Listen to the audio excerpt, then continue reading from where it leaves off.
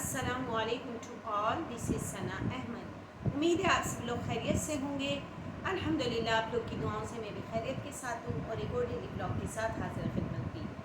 جی ہاں ناظرین و حاضرین، بلاگنگ کا سلسلہ بدستور جاری و ساری ہے اور اپنی پوری محنت کے ساتھ، پوری جد و جہد لگن کے ساتھ میں آپ کے سامنے حاضر خدمت ہوتی ہوں، روزانہ ایک ڈیلی بلاگ کے ساتھ اور کچھ شارٹس کے ساتھ۔ امید ہے آپ لوگ کو یہ بلاگ بہت زیادہ پسند آتے ہوں گے، کیونکہ اس میں انبیاء کرام کے قصے ہیں، سچے قصے بیان کیے گئے ہیں کہ کس طریقے سے انہیں قوموں پر ان کو ہدایت کے لیے بھیجا گیا اللہ تعالیٰ کی طرف سے، اور کس طریقے سے ان کے قوموں نے ان کو انکار کیا، نیک ہدایت پر نہیں چلے اور آخر میں غرق ہو گئے۔ اللہ تعالیٰ کے عذاب نے انہیں آ گھیرا۔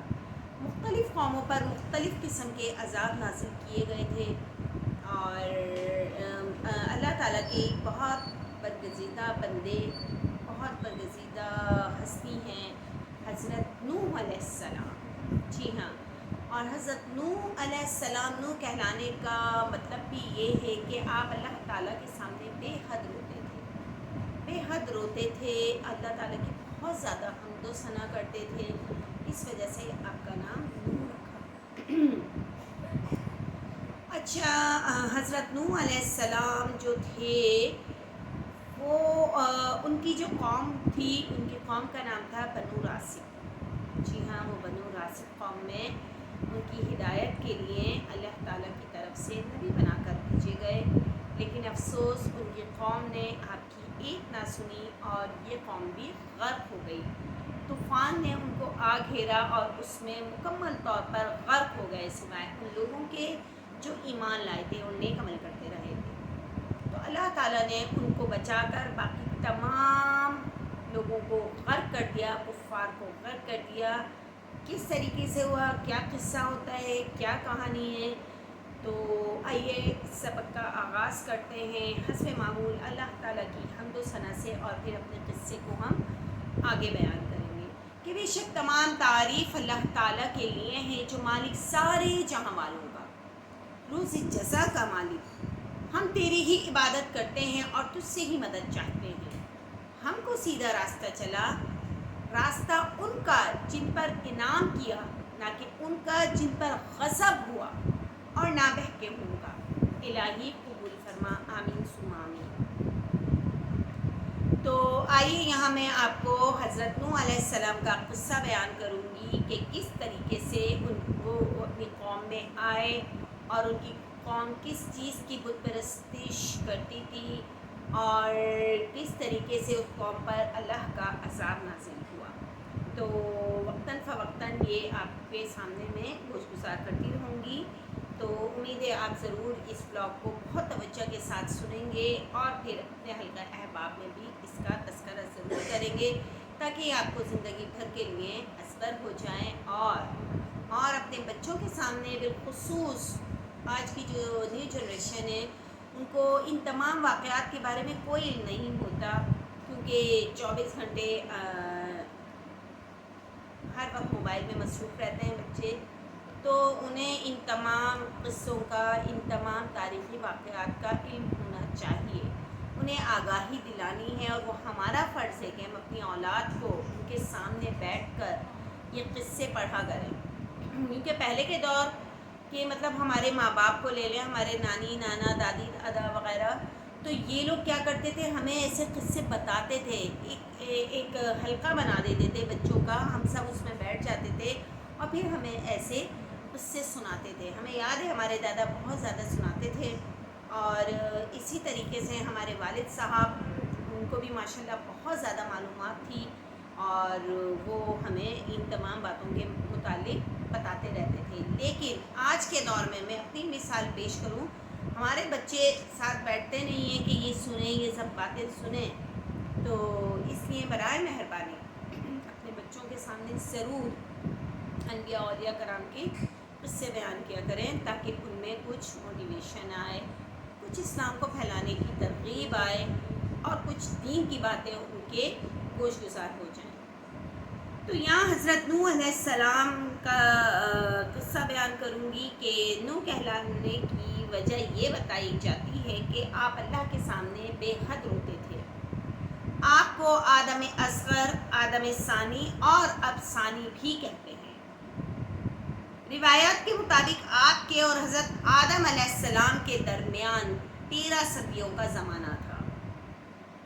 قوم نوح، ابن جبیر وغیرہ نے بیان کیا ہے کہ آپ کی قوم بنو راسب تھی جو بتوں کی پرستش کرتی تھی. جیسا کہ قرآن نے ان کے 5 مشہور بتوں کے نام بتا دیے ہیں، نام گنوا دیے ہیں، اور کہنے لگے اپنے معبودوں کو ہرگز نہ چھوڑنا، اور ود، سوا، یغوث، یعوق اور نصر کو کبھی ترک نہ کرنا.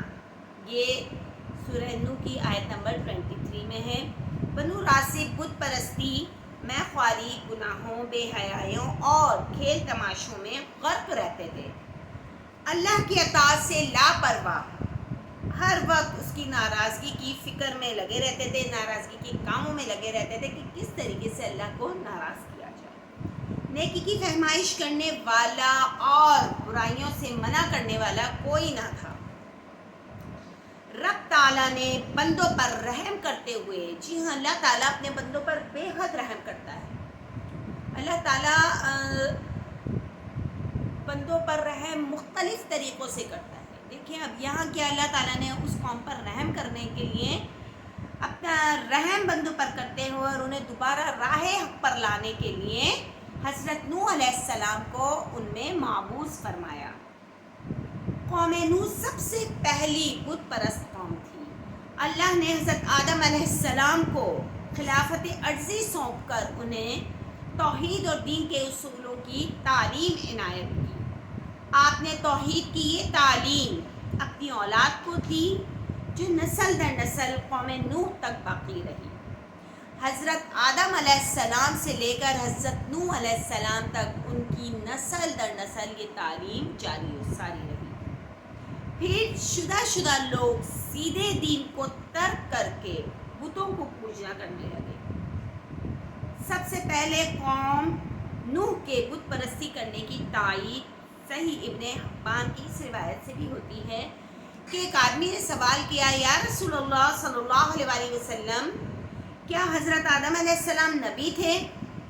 فرمایا ہاں، اللہ ان سے کلام کرتا تھا. اس نے پوچھا ان کے اور حضرت نوح علیہ السلام کے درمیان کتنا زمانہ رہا ہے؟ فرمایا 10 صدیاں جو سب کی سب اسلام پر تھیں. جب پہلی 10 صدیاں اسلام پر تھیں اور قرآن بتلاتا ہے کہ قوم نوح بت پرست تھی، تو نتیجہ یہ نکلا کہ سب سے پہلے قوم نوح نے ہی اس بدبختی کا ارتکاب کیا تھا. جی ہاں، بت پرستی کی جو انہوں نے عادت اپنائی تھی، بتوں کو پوجا کرنے کی، وہ سب سے پہلے حضرت نوح علیہ السلام کی قوم میں آئی تھی. قوم نوح کے بت کون تھے اور بت پرستی قوم میں کیسے گھسی؟ بت پرستی نے انسانی زندگی میں یک جگہ نہیں بنائی اور نہ ایک دم توحید کا عقیدہ چھوڑ کر بتوں کی عبادت ہی اپنا لی گئی،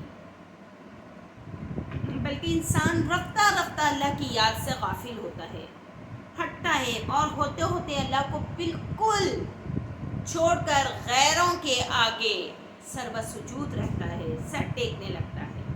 دراصل انسان کا محسوسات سے گہرا تعلق ہوتا ہے. جی ہاں، ایک انسان ہے، اس کا محسوسات، جذبات، احساس سے بہت گہرا تعلق ہوتا ہے. اس کے دل میں نیک لوگوں کی عقیدت بھی ہوتی ہے، وہ ان کی زندگی میں بھی اور ان کے مرنے کے بعد بھی ان کے غیر معمولی کاموں کو یاد کرتا رہتا ہے، ان کے ناموں کو یاد کرتا رہتا ہے، ان کے کارناموں کو یاد کرتا رہتا ہے. یہی وجہ ہے کہ اکثر انسانی معاشرے اپنے عظیم لوگوں کی یاد میں ان کے مجسمے اور بت بنا کر کھلے میدانوں میں نصب کر دیتے ہیں. ان کی لاشوں کو حنوط کر کے انہیں صدیوں تک محفوظ کرنے کا انتظام کر رہے ہیں. جی ہاں ناظرین و عزیز، سوشل میڈیا پر یہ بہت زیادہ ان ہے کہ دیکھا جا رہا ہے کہ جو پچھلے لوگوں کی، جو اب بھی پتہ نہیں کون سی قوم ہے، میں اس دن دیکھ رہی تھی بلاگ ایک کا، کہ وہ اب اپنے نانی نانا، اپنے والدین اور جو ان کی رشتہ داروں میں ڈیتھ ہو گئی ہوں گی، وہ ان کو ان کی لاشوں کو نکال کے، ان کو نلا دھلا کے دوبارہ سے ان کے کپڑے پہنا کر اور ان کو پھر دوبارہ سے ان میں کسی قسم کی دوائیاں وغیرہ لگا کر ان کو کھڑا کر رہے ہیں، ان کو رکھ رہے ہیں، ان سے جا کر باقاعدہ ملاقات کرتے ہیں، ان کو جب ان کی یاد آتی ہے ان کو دیکھنے چلے جاتے ہیں، ان سے باتیں کرتے ہیں. تو یہ بالکل شرک ہو جاتا ہے، یہ ناجائز بات ہو جاتی ہے. بہرحال اللہ تعالیٰ اپنا رحم فرمائے ایسی اقوام پر جو آج کے دور میں بھی موجود ہیں. یہ تو 1400 سال پہلے کی میں آپ کو بتا رہی ہوں، لیکن آج کے دور میں بھی ایسے لوگ پائے جاتے ہیں. مگر افسوس کہ اس وقت وہ یہ بھول جاتے ہیں کہ انہی کے ہاتھوں اور انہی کے فن کی کاریگری کے نمونے ہیں، نہ کہ خدا اور مافوق الفطرت طاقت ہے. یقیناً ان کے یہ عقائد کمزور بوتے، خود تراشیدہ اور شرک سے آلودہ ہوتے ہیں. یہی حال قوم نوح کا بھی تھا. جی ہاں ناظرین و حاضرین، قوم نوح پوری طریقے سے بت پرستی میں غرق تھی، بتوں کو پوجتی تھی. ان کے معبود ود، سوا، یغوث، نصر اور یعوق تھے. ان کے نام کا شرک کیسے اس قوم میں گھسا؟ بخاری کی روایت ہے کہ حضرت ابن عباس سورہ نوح کی اس آیت کی تفسیر میں فرماتے ہیں یہ قوم نوح کے صلح کے نام ہیں. جب یہ مر گئے تو شیطان نے ان کے دلوں میں ڈالا. جی ہاں، یہاں شیطان نے بڑا اہم کردار ادا کیا ہے کہ ان لوگوں کے دلوں میں ڈالا کہ تم اپنی مجالس میں چند بت کھڑے کرو اور انہیں ان کے نام دو، جو ان کے آباء و اجداد مر گئے بت بنا کر ان کے نام دے دو. چنانچہ انہوں نے ایسا ہی کیا.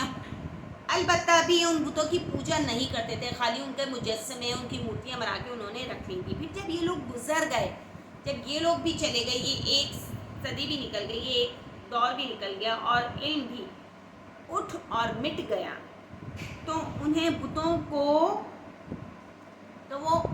بتوں کو پوجا کرنے لگے. ایسے ہی ملتی جلتی روایات ابن جریر نے بھی نقل کی ہے کہ پہلے نیک لوگوں کی یاد تازہ رکھنے کے لیے یہ بت رکھے گئے تھے. ان لوگوں کی موت کے بعد شیطان نے اگلی نسل کو یہ وسوسہ ڈالا کہ پہلے لوگ تو ان کی پوجا کیا کرتے تھے، ان کی برکت سے ہی بارشیں ہوتی تھیں، چنانچہ انہوں نے بھی ان بتوں کی پوجا کرنا شروع کر دی.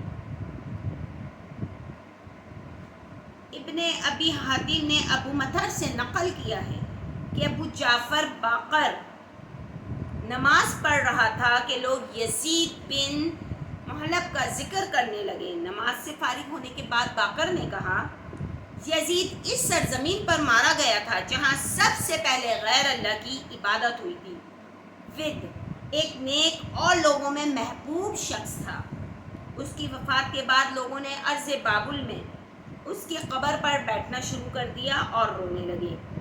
یہ دیکھ کر شیطان نے انسانی شکل میں آ کر ان کو مشورہ دیا کہ تم جو اس شخص کی یاد میں روتے ہو، ادھر آتے ہو، قبر پر بیٹھنا شروع کرتے ہو، روتے ہو، تو اتنے بے حال ہوتے ہو، اگر کہو تو میں تمہیں اس کی صورت بنا دیتا ہوں، اسے اپنی مجلسوں میں رکھ لیا کرو اور اس کو یاد کرتے رہا کرو. لوگ اس پر بڑے خوش ہوئے، شیطان کے نرغے میں آ گئے ظاہر ہے، اور لوگ اس پر راضی بھی ہو گئے. چنانچہ اس نے لوگوں کو ود کی ایک مورت، ود ایک ان کا بت کا نام تھا، بنا دی.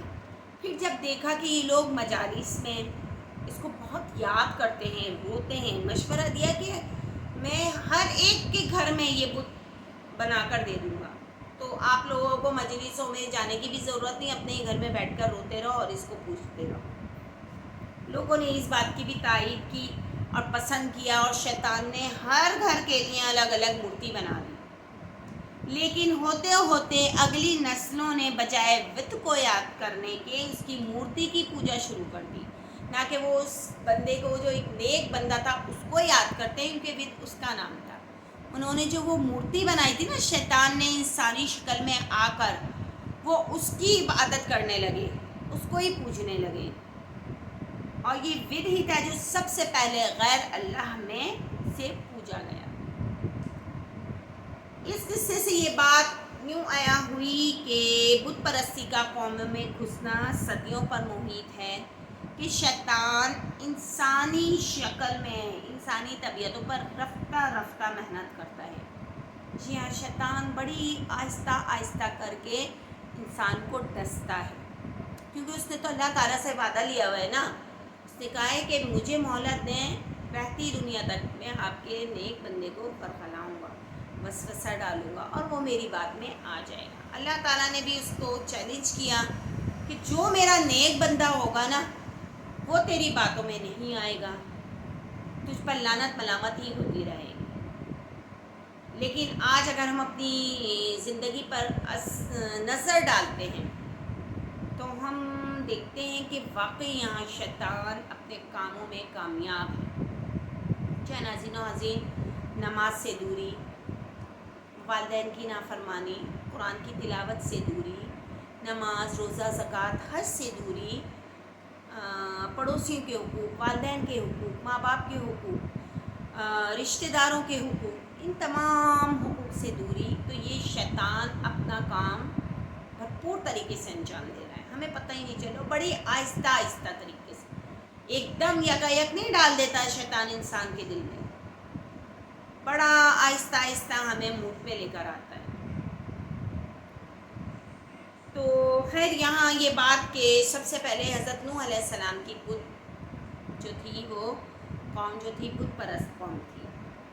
اب دیکھتے ہیں آگے کیا ہوتا ہے۔ سیدہ عائشہ راضیہ ہیں کہ نبی کریم صلی اللہ علیہ وآلہ وسلم نے اپنے مرض الوفات میں فرمایا، جب آپ صلی اللہ علیہ وآلہ وسلم کا وقت رخصت قریب تھا، اللہ تعالیٰ سے ملاقات کا وقت قریب آ گیا، تو آپ نے فرمایا یہود و نصارہ پر اللہ کی لعنت ہو کہ انہوں نے اپنے پیغمبروں کی قبروں کو سجدہ گاہ بنا لیا ہے، مسجدیں بنا ڈالی۔ سیدہ صدیقہ فرماتی ہیں اگر نبی کریم صلی اللہ علیہ وسلم کو بھی اس بات کا اندیشہ نہ ہوتا تو آپ اپنی قبر اونچی بنواتے، مگر آپ صلی اللہ علیہ وسلم کو ڈر تھا کہ آپ کی قبر کو مسجد نہ بنا لیا جائے۔ یہ مسلم کی حدیث ہے۔ نبی کریم کے فرزند حضرت ابراہیم علیہ السلام کی وفات کے دن سورج کو گرہن لگ گیا، تو لوگ کہنے لگے کہ اسے گرہن ابراہیم کی وفات کی وجہ سے ہوا ہے۔ آپ صلی اللہ علیہ وسلم نے یہ سنا تو فرمایا سورج اور چاند کو کسی موت یا حیات کی وجہ سے گرہن نہیں لگتا، بس جب تم گرہن لگنا دیکھو تو نماز پڑھو اور اللہ سے مانگو، دعا مانگو۔ بخاری کی حدیث شریف ہے یہ۔ ذرا دیکھیے کہ نبی کریم صلی اللہ علیہ وآلہ وسلم نے عقیدہ توحید میں شرک کے آگ گھسنے کا ہر راستہ کیسے بند کر دیا۔ بڑے آسان طریقے سے آپ صلی اللہ علیہ وسلم نے ان لوگوں کو تنبیہ کر دی جو سورج کو بھی پوجنے والے تھے کہ سورج کو گرہن لگ گیا ہے۔ سورج کو گرہن اس وجہ سے لگا ہے کہ حضور پاک صلی اللہ علیہ وسلم کے فرزند کی ڈیتھ ہوئی ہے، حالانکہ ایسا نہیں ہے۔ سورج کو گرہن لگنے کے لیے کسی کی موت اور حیات کی توجہ نہیں چاہیے، یہ تو اللہ کی طرف سے ہوتا ہے۔ اور اگر جب سورج گرہن یا چاند گرہن ہو تو دیکھیں بخاری شریف کی حدیث ہے کہ ہمیں اللہ سے ڈرنا چاہیے اور اللہ تعالیٰ سے اس وقت دعائیں مانگنی چاہیے۔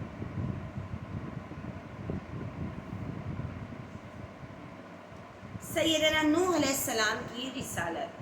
قوم نوح کی حالت ایسی نہ تھی کہ اللہ کی رحیم و کریم ذات انہیں یوں ہلاکت کی وادیوں میں سر پٹکنے دیتی اور گمراہی کے اندھیروں میں بھٹکنے رہنے دیتی۔ اللہ نے فیصلہ کیا، اللہ تعالیٰ چاہتے تھے کہ اس طرف وہاں کے جو لوگ ہیں وہ نیکی کی طرف آ جائیں۔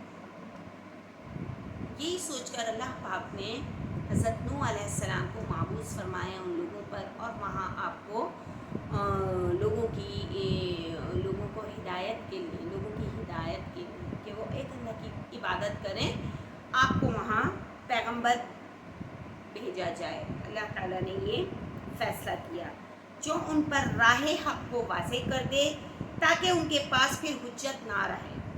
جی ہاں، یہ رسول تھے حضرت نوح علیہ السلام۔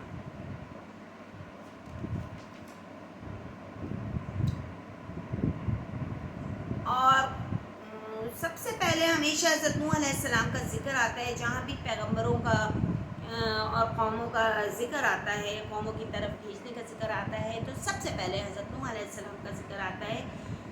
حضرت نوح علیہ السلام باقی سب پیغمبروں کے بعد ان کا ذکر کیا جاتا ہے۔ جیسے اے محمد، ہم نے تیری طرف وحی بھیجی جس طرح نوح اور ان سے پچھلے پیغمبروں کی طرف بھیجی تھی، اور ابراہیم اور اسماعیل اور اسحاق اور یعقوب اور اولاد یعقوب اور عیسیٰ اور ایوب اور یونس اور ہارون اور سلیمان کی طرف بھی ہم نے وحی بھیجی۔ سورۃ النساء کی آیت نمبر 163 کا میں نے حوالہ دیا ہے۔ اور فرمایا، اور یہ ہماری دلیل تھی جو ہم نے ابراہیم کو ان کی قوم کے مقابلے میں عطا کی تھی، ہم جس کے چاہتے ہیں درجے بلند کر دیتے ہیں، بے شک تمہارا پروردگار بڑا دانا اور خبردار ہے۔ اور ہم نے ان کو اسحاق اور یعقوب بخشے اور سب کو ہدایات دی، اور پہلے نوح کو بھی ہدایت دی تھی۔ مطلب حضرت نوح علیہ السلام ان پیغمبروں سے بھی پہلے آ چکے تھے۔ سورہ انعام کی آیت نمبر 83-84 کا میں نے ذکر کیا ہے۔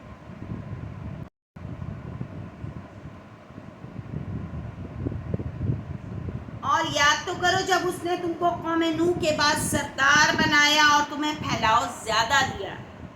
سورہ انعام کی آیت نمبر 69 ہے۔ اور فرمایا، اور یاد کرو، یہ اللہ تعالیٰ فرما رہے ہیں، اور یاد کرو جب اس نے تم کو قوم عاد کے بعد سردار بنایا۔ سورۃ الاعراف کی آیت نمبر 74۔ لیکن حضرت نوح علیہ السلام اور آپ کی قوم کے بارے میں کہیں یہ مذکور نہیں کہ انہیں ان سے پہلے کی کسی قوم کا نائب یا خلیفہ بنایا گیا تھا۔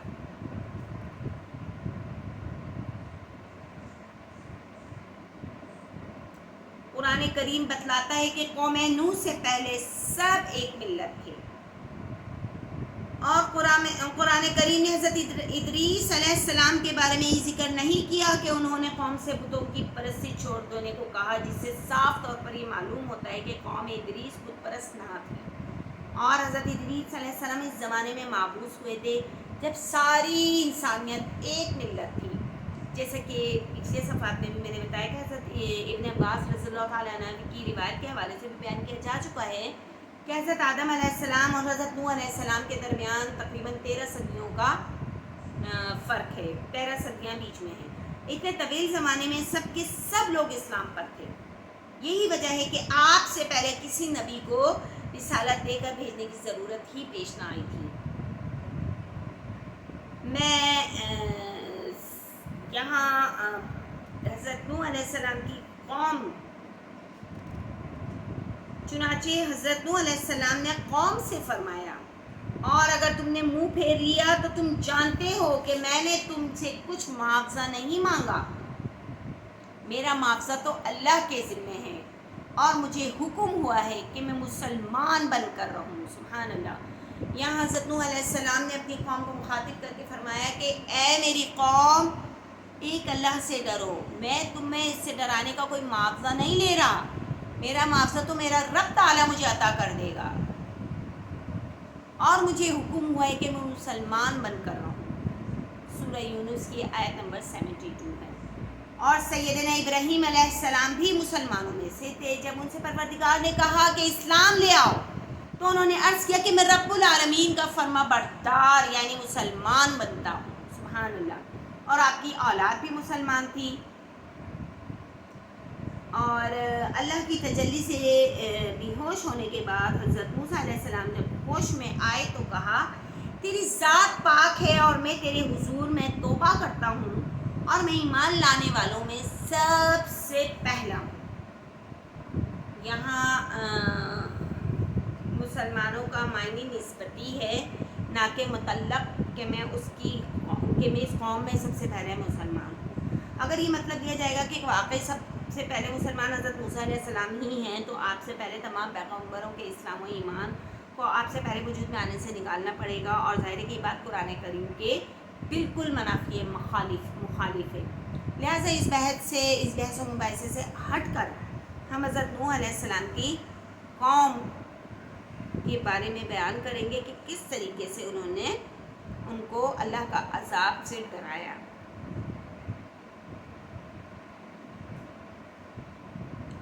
آپ نے انہیں راہ حق پر لانے کی ہر ممکن کوشش کی، جس کا اظہار کرتے ہوئے آپ فرماتے ہیں، پروردگار میں نے اپنی قوم کو دن رات بلایا، لیکن میرے بلانے سے وہ اور زیادہ گریز کرتے رہے۔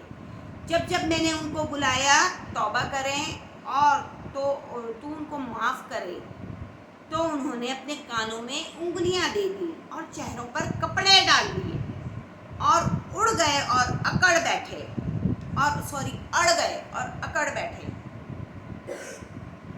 پھر میں ان کو کھلے طور پر بلاتا رہا، ظاہر اور پوشیدہ ہر طرح سمجھاتا رہا کہ اپنے پروردگار سے معافی مانگ لو، وہ بڑا معاف کرنے والا ہے۔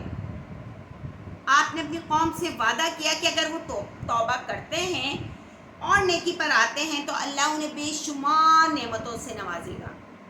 میں نے کہا اپنے پروردگار سے معافی مانگو کہ وہ بڑا معاف کرنے والا ہے، تو وہ آسمان سے لگاتار مینا برسائے گا اور مال اور بیٹوں سے تمہاری مدد فرمائے گا اور تمہیں باغ عطا کرے گا جس میں ان میں تمہارے لیے نہریں بہہ رہی ہوں۔ آپ نے اپنی قوم کو اس بات پر ابھارا کہ وہ کائنات میں غور کریں کہ اس کائنات کی ہر چیز اللہ تعالیٰ کے ایک ہونے پر دلالت کر رہی ہے، ایک ہونے کی دلیل پیش کرتی ہے۔ تم کو کیا ہوا کہ تم اللہ کی عظمت کا اعتقاد نہیں رکھتے، حالانکہ اس نے تم کو طرح طرح کی حالتوں کا پیدا کیا ہے۔ کیا تم نے نہیں دیکھا کہ اللہ نے 7 آسمان کیسے اوپر تلے بنائے ہیں اور شام کو ان میں زمین کا نور بنایا اور سورج کو روشن چراغ ٹھہرایا، اور اللہ ہی نے تم کو زمین سے پیدا کیا، پھر اسی میں تم کو لوٹائے گا اور اسی سے تم کو نکال کھڑا کر دے گا۔ تو یہ تمام نشانیاں ہیں اللہ تعالیٰ کی قدرت کی، اور اللہ ہی نے زمین کو تمہارے لیے فرش بنایا کہ اس کے بڑے بڑے کشادہ رستوں پر چلو، اور یہ سب کچھ آپ نے اللہ کے فریضہ رسالت کو پہنچانے اور قوم کی خیر خواہی کے لیے کیا۔ چنانچہ فرمایا میں تمہیں اللہ کا پیغام پہنچاتا ہوں اور تمہاری خیر خواہی کرتا ہوں، میں نہیں چاہتا کہ تم پر اللہ کا عذاب نازل ہو۔ اللہ سے معافی مانگ لو، توبہ کر لو جو تم نے پریویس کیا ہے، اللہ پاک آپ کو ضرور معاف کر دے گا اور آپ پر اپنی نعمتیں تمام کر دے گا۔ اور مجھ کو اللہ کی طرف سے ایسی باتیں معلوم ہیں جن سے تم بے خبر ہو، لیکن قوم گمراہی میں اس قدر غرق تھی کہ ان کی سوچنے سمجھنے کی صلاحیتیں ختم ہو گئی تھی، ان کو زنگ لگ گیا تھا ان کی صلاحیتوں پر۔ وہ آپ کی دعوت پر ذرا بھی غور کرنے کو تیار نہیں تھے، لیکن حیران تھے۔ لیکن دیکھیں کتنے چالاک تھے وہ لوگ، کیا حیران ہوتے تھے کہ حضرت نوح علیہ السلام ہمیں کیسی نئی باتیں سناتے ہیں، ہمیں سیدھے راستے پر لگتے ہی نہیں۔ نوح کی قوم کے سردار کہنے لگے ہم تو تمہیں صاف گمراہی میں مبتلا دیکھتے ہیں۔ وہ اس حیرت میں ڈوبے جا رہے تھے کہ بھلا ایک انسان کیسے پیغمبر ہو سکتا ہے، ہم تو تمہیں اپنا ہی جیسا ایک آدمی سمجھتے ہیں، دیکھتے ہیں، بلکہ الٹا آپ کے پیروکاروں کی سادہ لوحی پر افسوس کرنے لگے۔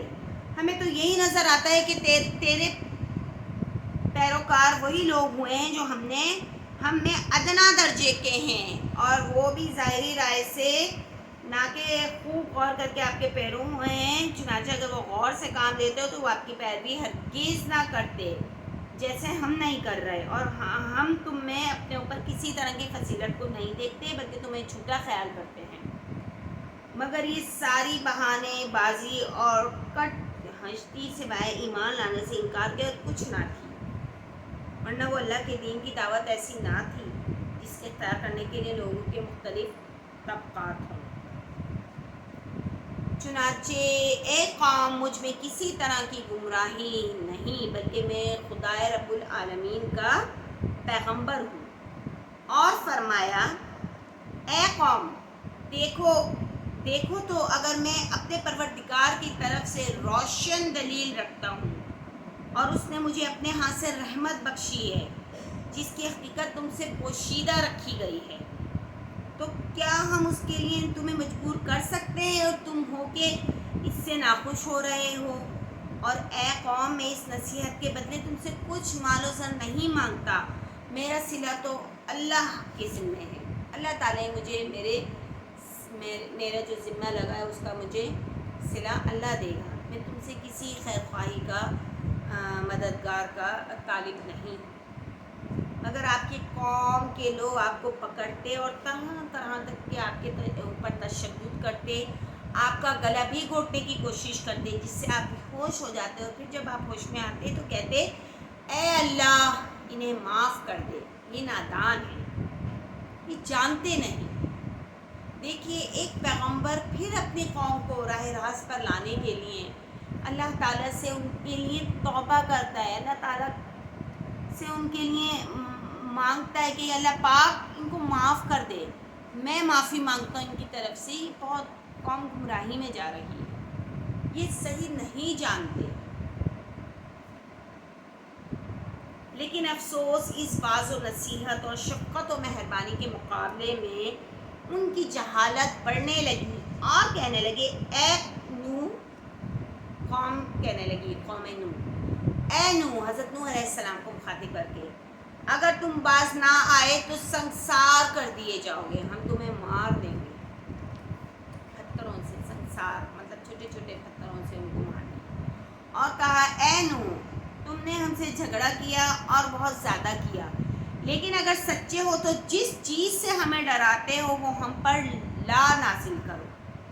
نعوذ باللہ، ان کو کسی چیز کا ڈر خوف نہیں تھا، وہ کہتے تھے کہ جو ہم کر رہے ہیں بس وہی صحیح ہے، اور جو تم باتیں ہمارے سامنے کر رہے ہو یہ سب دقیانوسی باتیں ہیں۔ نعوذ باللہ، وہ ان باتوں کو بلیو نہیں کرتے تھے، ان پہ یقین نہیں کرتے تھے، اور کہتے تھے ٹھیک ہے اگر تم ہمیں اللہ کے ایک اللہ ہے تو اس کے عذاب سے ہمیں ڈراتے ہو تو ٹھیک ہے، وہ عذاب لا کر ہم پر لا دکھاؤ نا، اگر تم سچے ہو تو۔ وہ الٹا ان کو چیلنج کرنے لگی قوم، جو قوم کے پیغمبر آپ کو قوم کو راہ راست پر لانے کے لیے تگ و دو میں لگے ہوئے تھے، الٹا ان سے ہی ان پر ہی چڑھ دوڑی۔ اسی حالت میں آپ نے قوم میں 950 سال گزار دیے۔ اللہ اکبر، ناظرین و حاضرین، 950 سال کم ٹائم نہیں ہوتا پہلے کے زمانے میں، اور بہت ہی کم لوگ آپ پر ایمان لائے۔ جب بھی یہ قوم گزرتی وہ اگلوں کو نصیحت کر جاتی کہ نوح پر ایمان نہ لانا، اس کی مخالفت کرتے رہنا، اور جب بھی ایک لڑکا جوان ہوتا تو اس کا باپ اس سے اس بات کا عہد لیتا کہ مرتے دم تک نوح کی مخالفت پر اڑے رہنا۔ اللہ اکبر، اور آپ نے اللہ عز و جل کے حضور ہاتھ پھیلا دیے کہ پروردگار میری قوم نے تو مجھے جھٹلا دیا، سو میرے اور ان کے درمیان ایک کھلا فیصلہ کر دے اور مجھے اور میرے ساتھ ایمان لانے والوں کو بچا لے۔ جب آپ کی قوم حد سے زیادہ بڑھ گئی اور آپ نے برداشت کا مادہ ختم ہو گیا، جب وہ قوم درست ہونے کی خواہش مندی نہیں تھی، صحیح تھی نہیں، تو پھر اس نے کیا کیا؟ حضرت نوح علیہ السلام نے اللہ تعالیٰ سے کہا کہ اے اللہ تعالیٰ، یہ نادان قوم مجھ سے میری بات نہیں سن رہی، تو اب ان کے اور میرے درمیان ایک فاصلہ کر دے، مطلب ایک فیصلہ ہو جائے، اور جو میرے ساتھ ایمان لانے والے لوگ ہیں، جو ایک آپ پر ایمان لاتے ہیں، ایک اللہ پر ایمان لاتے ہیں، ان کو بچا دے۔ اور کہا اے میرے پروردگار، میری قوم کا میرے ساتھ جو معاملہ ہے اور جو کچھ تیرے یہ بندوں کے ساتھ کر رہے ہیں وہ تو آپ دیکھ ہی رہے ہیں، اگر تو آپ انہیں ہدایت دینا چاہتے ہیں تو خیر، ورنہ ان کے بارے میں کوئی فیصلہ کر دیجیے۔ اللہ تعالیٰ نے آپ کو بتلا دیا کہ اب میں ان منہ موڑنے والوں کو ہلاک کرنے والا ہوں۔ جی ہاں، اللہ تعالیٰ نے حضرت نوح علیہ السلام کے پاس اپنی وحی بھیجی کہ تیری قوم میں سے جو ایمان لا چکے سو وہ لا چکے، جو ایمان لا چکے اور جتنی محنت تمہیں کرنی تھی وہ تم نے کر لی، اب کوئی اور ایمان لانے والا نہیں۔ جو یہ کام کر رہے ہیں ان کی وجہ سے غم نہ کھاؤ، تو ایک کشتی ہمارے حکم سے ہمارے روبرو بناؤ، اور جو لوگ ظالم ہیں ان کے بارے میں ہم سے کچھ نہ کہنا۔ یہ اللہ تعالیٰ فرما رہے ہیں اپنی وحی کے ذریعے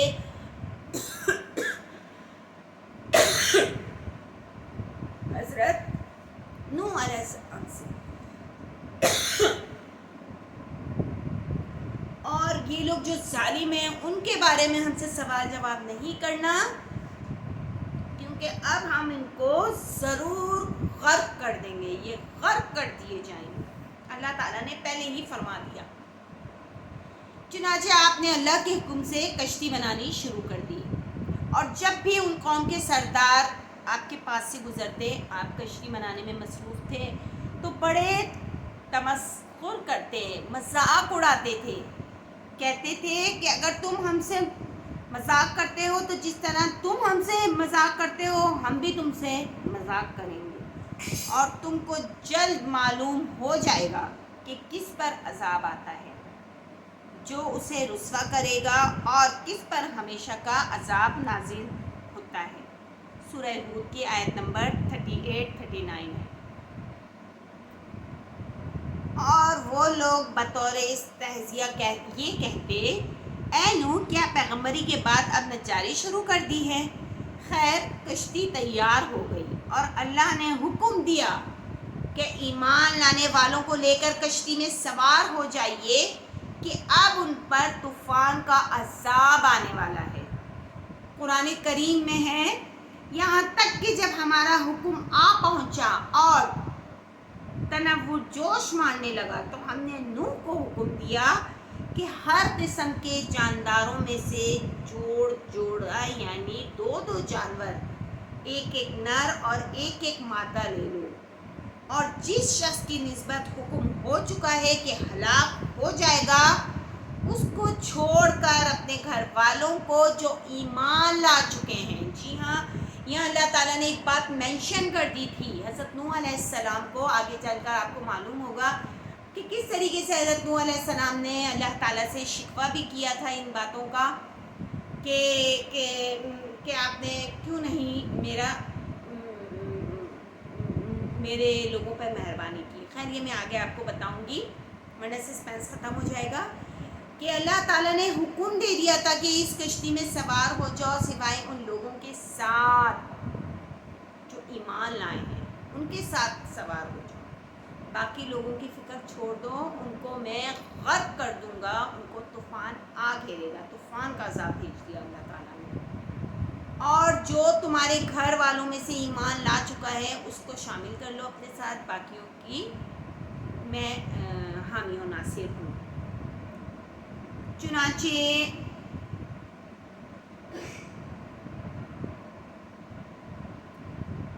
یہ حضرت نوح علیہ السلام سب ایمان لانے والوں اور جانوروں کے ایک جوڑے کو لے کر کشتی میں سوار ہو گئے۔ پھر اللہ نے زمین و آسمان کو حکم دیا، جی ناظرین و حاضرین، یہاں ان کا عذاب، اللہ پاک کا عذاب اس قوم پر دیکھیں کیسے ہوا کہ اللہ پاک نے زمین اور آسمان کو کیا حکم صادر فرمایا، بس ہم نے زور کے مینا سے آسمان کے دہانے کھول دیے اور زمین میں چشمے جاری کر دیے، تو پانی ایک کام کے لیے یعنی قوم نوح کے غرق کرنے کے لیے جو مقدر ہو چکا تھا جمع ہو گیا۔ چنانچہ اب لوگ 2 طبقوں میں تقسیم ہو گئے۔ جی ہاں، 2 طبقے کون سے تھے؟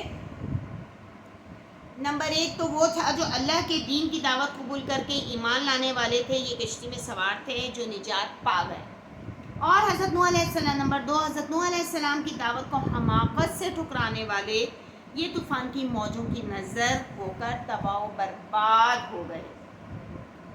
ایمان لانے والے یہ تمام منظر دیکھ کر اللہ کی تسبیح و تحمید اور اس کی توحید بیان کرنے لگے۔ انہوں نے اللہ کا نام لے کر کشتی میں قدم رکھا۔ اب یہ کشتی اللہ کی حفاظت میں چلی جا رہی تھی، اور سامنے نہ ماننے والے موجوں کے تھپیڑوں میں ہلاکت و بربادی میں اترتے چلے جا رہے تھے۔ انہیں انہی نافرمانوں میں آپ کا ایک بیٹا بھی تھا۔ آپ نے اسے کشتی سے آواز دی۔ باپ تھے نا، کس طریقے سے برداشت کرتے کہ میرا بیٹا ڈوب جائے، میرے بیٹے پر عذاب نازل ہو، حالانکہ وہ اسلام قبول نہیں کیا تھا۔ بیٹا میری ساتھ کشتی میں آ جا، ان کافروں کا ساتھ مت دے۔ مگر اس بیٹے نے اب بھی نہ سمجھی کا ثبوت دیا اور اللہ کی قضا و قدر اور قدرت و طاقت کے سامنے بڑے اسباب پر اعتماد کیا، اور یہ سمجھا کہ شاید اونچے اونچے پہاڑوں تک اللہ کا یہ عذاب نہیں پہنچے گا، یہ حکم نہیں پہنچے گا، اور ان کی بلند و بالا چوٹیاں اس پانی سے حفاظت کا بہترین قلعہ ثابت ہو جائیں گی۔ چنانچہ اپنے پیغمبر باپ کو خالص کافرانہ جواب دیتے ہوئے، جی ہاں، پیغمبر کا بیٹا اور کافر، اللہ اکبر، دیکھیے نا، اللہ تعالیٰ جسے چاہے اس پر اپنی نوازش فرما دیتا ہے، اور جسے چاہے اس کو ذلیل و خوار کرتا ہے، دین اور دنیا دونوں صورتوں میں۔ تو حضرت نوح علیہ السلام ایک پیغمبر، لیکن ان کا بیٹا کافر، اللہ اکبر۔ تو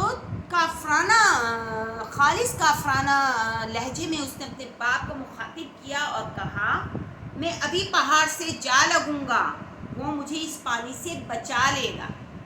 مطلب اس کو اس پہاڑ سے تو یہ امید تھی کہ وہ اس کو بچا لے گا، کیونکہ پہاڑ اونچے اونچے پہاڑ تھے، چوٹیاں تھیں، تو وہاں تک پانی کہاں پہنچے گا۔ لیکن اس کو یہ نہیں تھا کہ یہ پہاڑ بھی کس نے بنایا ہے۔ کیا ناظرین و حاضرین، اگر وہ اتنا عقل مند ہوتا تو وہ یہ بات کیوں کرتا؟ یہ پہاڑ بھی تو اس رب تعالیٰ کی شان ہے نا، اس کی نشانی ہے کہ کس طریقے سے وہ اونچے اونچے راستوں کو، اونچے اونچے پہاڑوں کو تراشتا ہے، بناتا ہے۔ باپ نے جو اس دن کے عذاب کی خطرناکی سے خوب آگاہ تھا، کیونکہ حضرت نوح علیہ السلام کو اللہ تعالیٰ نے پہلے ہی بتا دیا تھا کہ میں تمہاری قوم کو طوفان کا عذاب دوں گا اور وہ سب اس میں غرق ہو جائیں گے، سوائے ایمان لانے والے لوگ، نیک عمل کرنے والے لوگ، اور تم محفوظ رہو گے، اور آپ کے وہ گھر والے جو ایمان لا چکے تھے۔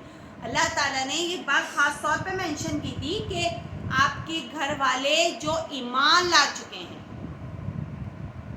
چنانچہ جانتا تھا کہ میرا بیٹا رب کی قدرت اور اس کی پکڑ کو جانتا نہیں۔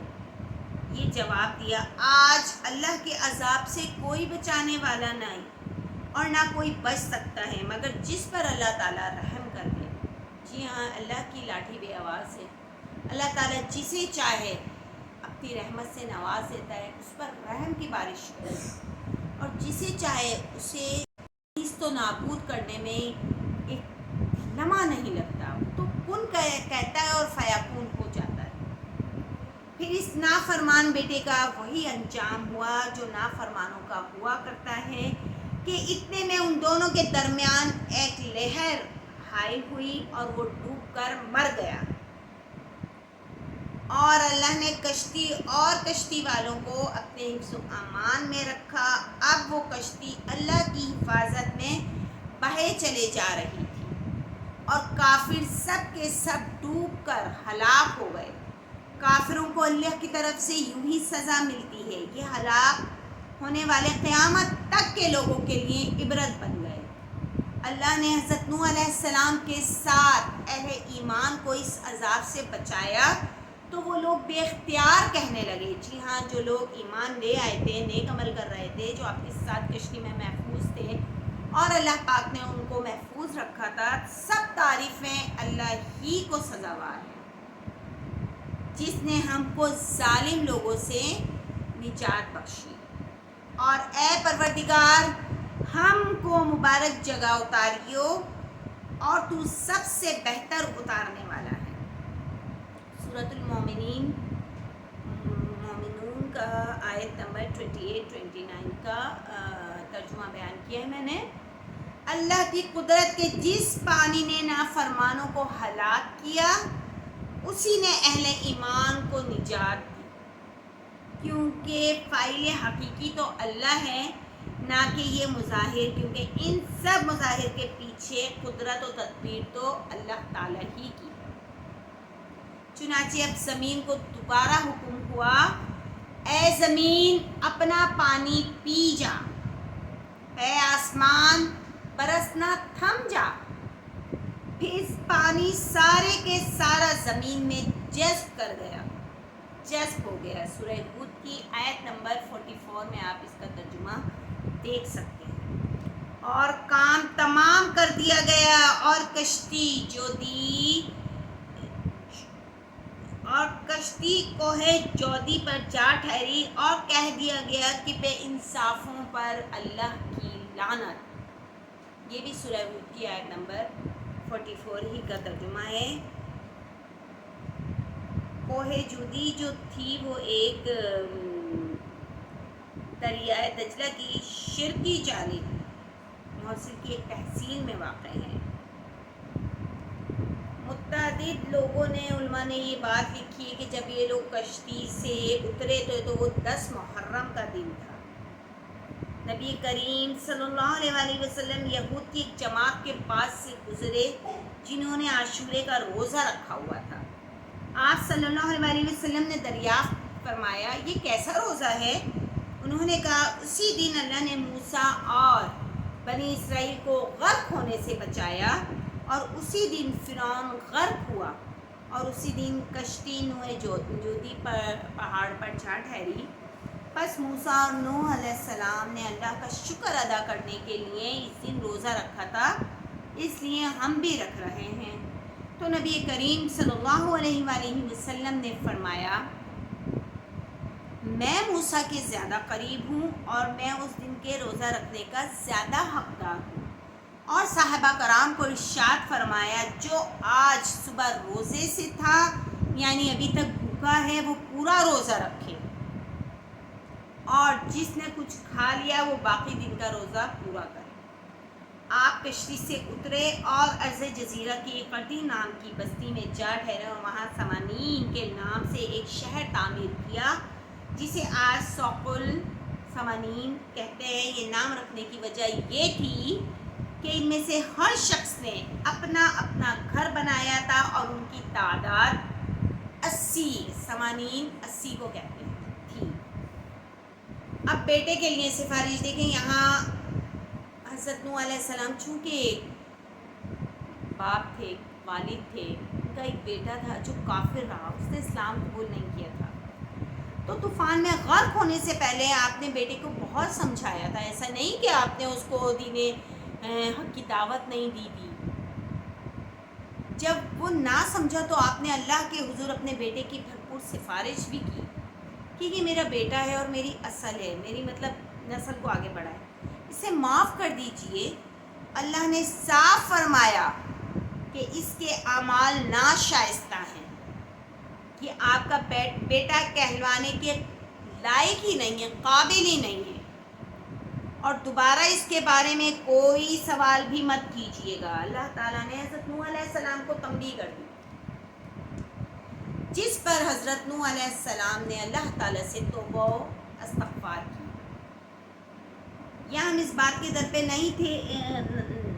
نہیں ہوتے کہ یہ کون تھا، اس کا نام کیا تھا، اور کیا یہ آپ کا حقیقی بیٹا تھا یا نہیں۔ البتہ اس بات کی قدر تفصیل بیان کرنا ذرا تھوڑا سا ضروری ہے کہ آپ کے سوال کرنے پر اللہ نے عتاب اور نصیحت سے بھرپور جواب دیا، تو کیا پیغمبروں کا سوال کرنا منع ہے؟ ہرگز نہیں، ہرگز نہیں۔ پیغمبروں نے آپ اللہ تعالیٰ سے سوال کیے ہیں۔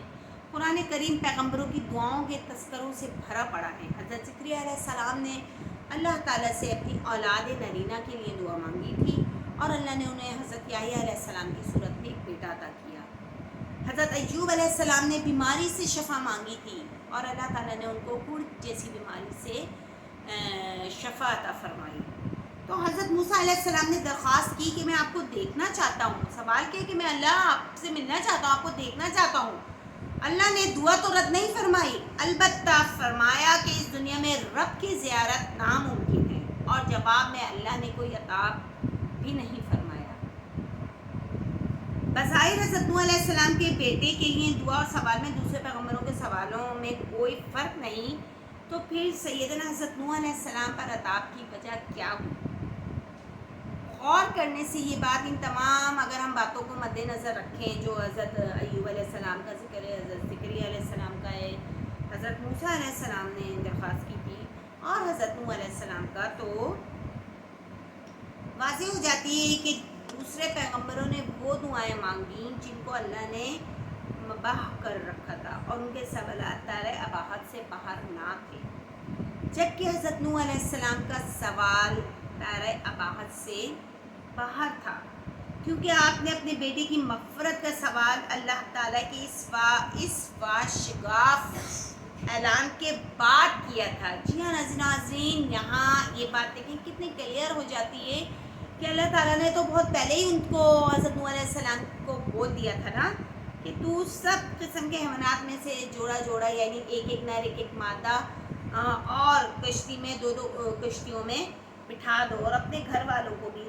سو ان کے سوائے ان کے جن کی نسبت ہلاک ہونے کا حکم صادر ہو چکا ہے، اور ظالموں کے بارے میں ہم سے سوال نہ کرنا، ہم سے کچھ نہ کہنا کہ وہ ڈبو دیے جائیں گے۔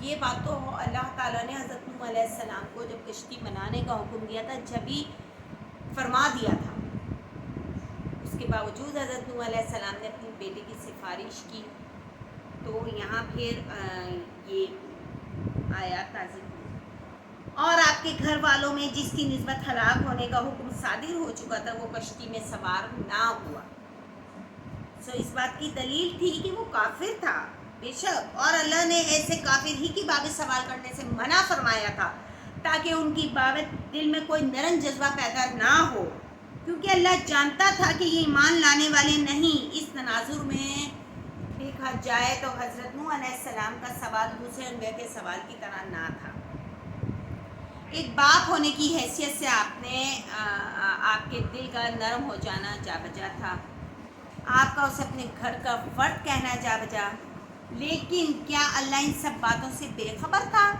ہرگز نہیں، اور حضرت نوح علیہ السلام نے اللہ کے وعدے کا بھی واسطہ دیا، وہ بھی بجا تھا، لیکن کیا اللہ اپنے پیغمبروں سے کیے ہوئے وعدوں کی خلاف بھی کرتا ہے؟ ہرگز نہیں۔ بات یہ ہے کہ حضرت نوح علیہ السلام کے ساتھ اللہ نے اس بات کا کوئی وعدہ کیا ہی نہیں تھا، بلکہ صاف فرما دیا تھا کہ جو کفر کر کے کشتی میں سوار ہونے سے انکار کریں گے وہ ضرور غرق کیے جائیں گے، اس لیے ان کی بخشش کی بابت سوال نہ کرنا، چاہے وہ تمہارا بیٹا ہی کیوں نہ ہو۔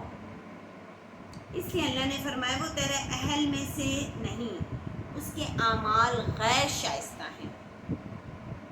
یہی وجہ ہے کہ اس بات کا احساس ہوتے ہی حضرت نوح علیہ السلام نے فوراً کہا، پروردگار میں تجھ سے پناہ مانگتا ہوں کہ کسی ایسی چیز کا تجھ سے سوال کروں جس کی حقیقت کا مجھے کوئی علم نہیں، اور اگر تو مجھے نہیں بخشے گا اور مجھ پر رحم نہیں کرے گا تو میں تباہ ہو جاؤں گا، میں برباد ہو جاؤں گا۔ جس طریقے سے حضرت آدم علیہ السلام نے اللہ تعالیٰ سے دعا کی تھی کہ قال ربنا ظلمنا انفسنا وَإِن لَّمْ تَغْفِرْ لَنَا وَتَرْحَمْنَا لَنَكُونَنَّ مِنَ الْخَاسِرِينَ، اے ہمارے پروردگار ہم نے اپنی جانوں پر ظلم کیا، اور اگر تو نے ہمیں معاف نہ کیا اور ہم پر رحم نہ کیا تو ہم گھاٹا پانے والوں میں سے ہو جائیں گے۔ اسی طریقے سے حضرت نوح علیہ السلام نے بھی اللہ تعالیٰ سے دعا کی کہ اے میرے پروردگار میں تجھ سے پناہ مانگتا ہوں کہ کسی ایسی چیز کا سوال کروں جس کی حقیقت مجھے معلوم نہیں، اگر تو مجھے نہیں بخشے گا اور مجھ پر رحم نہیں کرے گا تو میں تباہ و برباد ہو جاؤں گا۔ یہ اللہ کے ایک برگزیدہ بزرگ و برتر پیغمبر کا حال ہے، اور کجا ہم اور کجا مقام نبوت، کیا ہم نے بھی کبھی اپنے منہ سے کوئی بات نکالتے ہوئے اس کی پرواہ کی ہے کہ یہ کلمہ جائز ہے یا ناجائز ہے؟ اکثر ہم ایک بات کو معمولی سمجھتے ہیں، مگر وہ اللہ پر صاف الزام ہوتی ہے۔ ایسے شخص کی سزا شریعت نے کیا مقرر کی ہے؟ نبی کریم کا ارشاد ہے، بے شک بندہ ایک بات کہتا ہے جس کے کہنے میں کوئی حرج نہیں سمجھتا، پر اس کلمے کی بدولت وہ دوزخ میں 70 سال کی مسافت تک جا گرتا ہے۔ جامع ترمذی کی حدیث ہے یہ۔ اللہ اکبر۔ دیکھیں ناظرین و ناظرین، اس لیے کہ پہلے کہا جاتا ہے کہ پہلے تولو پھر بولو۔ کوئی بھی بات کہنے سے پہلے سوچیں کہ ہم کوئی جائز بات کر رہے ہیں یا ناجائز بات کر رہے ہیں۔ حق کی بات کریں، کہیں بھی بات ہو حق کی دلائل کے ساتھ بات پیش کریں۔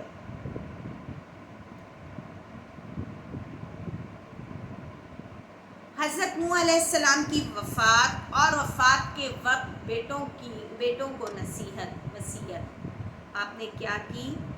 حضرت عبداللہ بن عمر رضی اللہ تعالیٰ عنہ سے روایت ہے کہ نبی کریم صلی اللہ علیہ وسلم نے فرمایا، حضرت نوح علیہ السلام کی وفات کا وقت جب قریب آیا تو انہوں نے اپنے بیٹوں کو بلایا اور کہا، میں تمہیں 2 باتوں کا حکم دیتا ہوں اور 2 باتوں سے منع کرتا ہوں۔ میں تمہیں شرک اور تکبر سے روکتا ہوں، منع کرتا ہوں، کبھی بھی شرک نہ کرنا، اللہ کے ساتھ کسی کو شریک نہ ٹھہرانا، یہ شرک ہے۔ اور تکبر مطلب غرور نہ کرنا، مغروریت نہیں آنی چاہیے آپ میں۔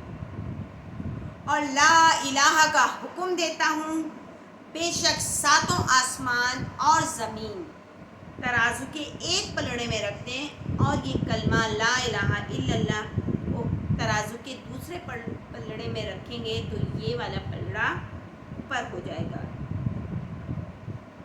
رکھ دیا جائے دوسرے پلڑے میں رکھ دیا جائے تو یہ پلڑا جھک جائے گا، مطلب اس کا وزن زیادہ ہوگا، یہ وزن سے جھک جائے گا، اور جو دوسری برائیوں کا جو پلڑا ہوگا جو زمین و آسمان ایک پلڑے میں ہوں گے وہ اوپر اٹھ جائے گا۔ اور اگر 7 آسمان اور زمین ایک حلقہ بن جائے اور اس کلمے کو اس کے اوپر رکھ دیا جائے تو یہ کلمہ اس حلقے کو توڑ ڈالے گا، اور میں تمہیں سبحان اللہ و بحمدہ کہنے کا حکم دیتا ہوں۔ جی ہاں، آپ نے فرمایا ایک ہمیشہ لا الہ الا اللہ کہنا، اور دوسرا سبحان اللہ و بحمدہ، کہ یہ ہر چیز کی نماز ہے اور اس کی برکت سے ہر شے کو رزق دیا جاتا ہے۔ پھر جب وفات کا وقت قریب آ گیا تو آپ سے پوچھا گیا کہ آپ نے دنیا کو کیسا پایا؟ کسی نے آپ سے پوچھا کہ اے نوح، آپ نے اس دنیا کو کیسا پایا؟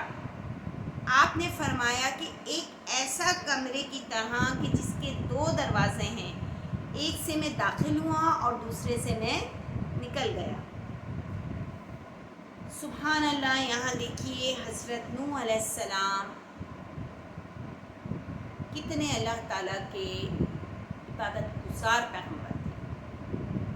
نوح مطلب اللہ کی یاد میں روتے رہنا،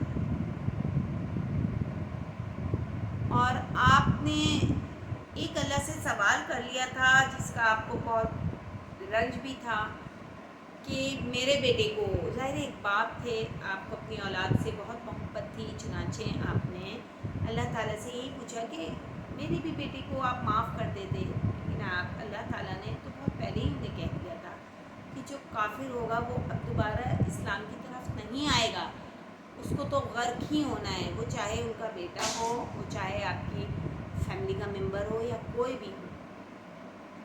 تو ناظرین و حاضرین، یہ واقعہ جب میں پڑھ رہی تھی تو میرے رونگٹے بھی کھڑے ہو رہے تھے، اور دوسرا یہ کہ ہمارے پیغمبروں نے کوئی عالیشان زندگی نہیں گزاری، ہمیشہ مصیبتوں کو، پریشانیوں کو فیس کیا، ہمیشہ آپ دیکھیے اپنی قوم کو راہ راست پر لانے کے لیے کیا کیا نہیں حجتیں کریں، کیا کیا نہیں تکلیفات برداشت کی، کیا کیا مصیبتیں مصائبوں نے انہیں نہیں آ گھیرا، لیکن آپ ہمیشہ ثابت قدم رہے. آپ کی قوموں نے آپ کو اتنا تنگ کیا، آپ کو مارنے کے پیدر پہ، آپ کے فیملی کو ختم کرنے کے پیدر پہ، آپ کا جان و مال سے آپ کو تنگ کرنے کی، لیکن آپ پیغمبروں نے ہمت نہیں ہاری، اور اللہ تعالیٰ نے جو آپ کو کام مخصوص دے دیا تھا اس کی تگ و دو میں لگے رہے، دین حق کو پھیلاتے رہے، دین اسلام کو پھیلاتے رہے. اور جب اللہ تعالیٰ نے دیکھا کہ اب آپ کی ہمت ختم ہو گئی اور یہ قوم ہی سدھرنے والی نہیں ہے، وہاں اللہ تعالیٰ نے بس کر دیا اور حکم دیا. تمام پیغمبر جو تھے، حضرت ہود علیہ السلام، حضرت لوط علیہ السلام، حضرت نوح علیہ السلام، حضرت ایوب علیہ السلام، مطلب جتنے بھی یہ پیغمبر تھے جو اللہ تعالیٰ نے جن کو قوموں میں بھیجا تھا، انہیں آپ نے آسانی عزت ان کو محفوظ مقام پر شفٹ کر کے اور پوری کی پوری قوم کو غرق کر دیا. تو اللہ پاک نے قرآن میں جا بجا فرمایا ہے کہ اللہ کا ڈر رکھو، اللہ کا عذاب جلد تم کو آ گھیرے گا. مختلف مقامات پر مختلف طریقوں سے اللہ تعالیٰ نے ان قوموں کو مخاطب کیا ہے. قوم عاد، قوم سمود کو نام لے لے کر مخاطب کیا گیا. تو اللہ پاک ہمیں دین حق پر چلنے کی توفیق عطا فرمائے اور ہمیں نیکی کی جانب گامزن رہیں ہم، اور نیکی کی باتیں پھیلانے کی توفیق عطا فرمائے. آمین ثم آمین. ناظرین و حاضرین، اپنے بلاگ کا اختتام اسی بات پر کروں گی کہ بے شک تمام تعریف اللہ تعالیٰ کے لیے ہیں. ہمیں اسی کی عبادت کرنی ہے، اسی کے آگے سر بسجود رہنا ہے. اگر انسان نماز کی صورت میں اللہ تعالیٰ کے سامنے سر بسجود رہتا ہے، اگر انسان کو یہ معلوم ہو جائے، سجدے سے وہ اٹھے ہی نہیں کہ اس کے سامنے اللہ تعالیٰ کی ذات ہے، تو وہ تو اس کے سجدے اتنے لمبے لمبے ہو جائیں. تو اللہ تعالیٰ ہمیں نیکی کے کاموں میں بڑھنے کی توفیق عطا فرمائے. وآخر دعوانا ان الحمد للہ رب العالمین.